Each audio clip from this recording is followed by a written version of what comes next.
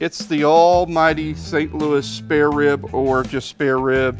You got this flap of skin right here, and I just come along and fillet that strip off, okay?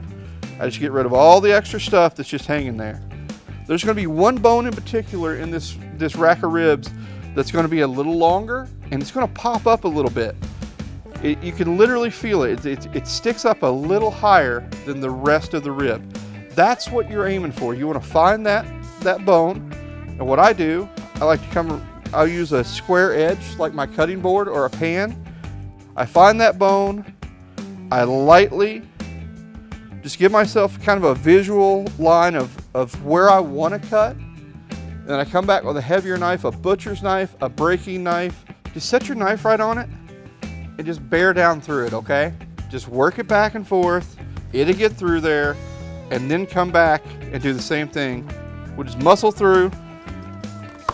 There we go, snapped all the way through. All right, once you're all the way through the ribs, you should have a nice, beautiful straight line. If you don't, it's okay, it's just food.